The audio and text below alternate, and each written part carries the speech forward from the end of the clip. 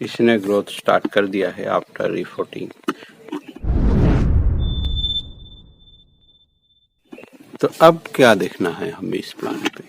तो ऐसी ब्रांचें जो अनवांटेड लगे, अगर ऐसी ग्रो हो गई है तो उन्हें निकाल देना होता है। और एक चीज करना है, पिंचिंग। दोस्तों इस स्टेज पे आप पिंचिंग कर सकते हैं। तो 4 इंटरनोट के बाद हम पिंचिंग करते हैं। वैसे 2 के बाद करना चाहिए, बट 4 के बाद क्यों करता हूँ मैं, देखिए यहाँ अगर मैंने पिंच किया तो इन दोनों में से ग्रोथ होगा, या एक में भी हो सकता है इसमें।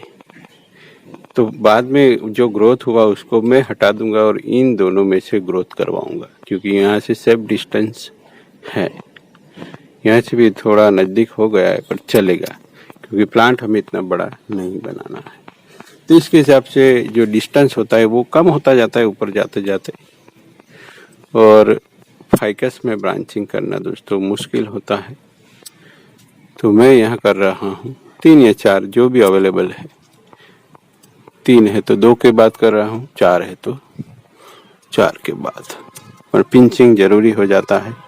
और पीपल में खास करके दोस्तों, पीपल और बरगद में पिंचिंग और डिफोलिएशन एक साथ मत कीजिएगा, नहीं तो ग्रोथ सब जगह से नहीं होता इस प्लांट में। फिर यहाँ से कहते हैं इन दोनों में से ब्रांच निकले, ऐसा जरूरी नहीं है इस प्लांट में। इसलिए ब्रांचिंग थोड़ी मुश्किल हो जाती है और बाद में बैलेंसिंग करना भी बहुत मुश्किल होता है दोस्तों। उसका जो बेस स्टॉक है वो हमने ग्राउंड पे तैयार किया हुआ है, ग्राउंड ट्रेनिंग हुआ है इस प्लांट का दोस्तों। और जितनी ज़्यादा ब्रांचें होंगी, भले ही पीपल के पत्ते बड़े होते हैं दोस्तों, बट यहाँ देख सकते हैं आप छोटे छोटे होना स्टार्ट हो गया है। और इसका जो बेस है वो देखिए इस तरह।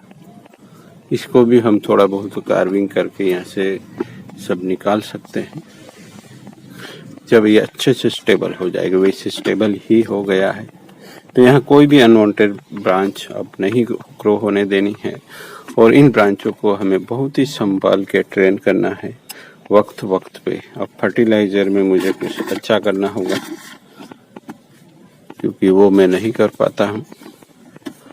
और हमारे यहाँ कुछ इन्फेक्शन भी मिट्टी में चल रहा है, उसके बारे में भी मैं सोच रहा हूँ। तो वो सब करके अब प्लांट को हमें प्रिजर्व रखना आना चाहिए, क्योंकि अच्छे भले प्लांट के ब्रांच चले जाते हैं, हम ज़्यादा प्लांट हो जाते हैं तब भी कभी कभी नुकसान होता है, क्योंकि हम ध्यान नहीं दे पाते दोस्तों।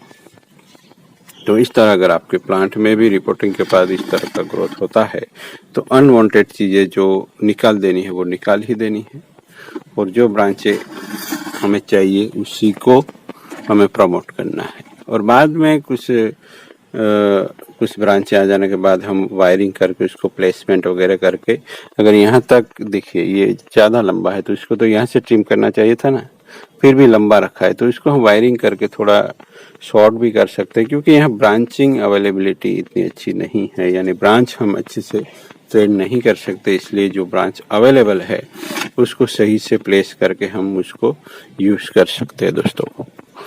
तो मिलते हैं, ऐसे बने रहिएगा और नए दोस्तों से अपने शेयर कर सकते हैं दोस्तों, क्योंकि कुछ ही लोग हैं जो शेयर कर रहे हैं। तो आप लोग भी ऐसा कुछ कर सकते हैं। Thank you for watching.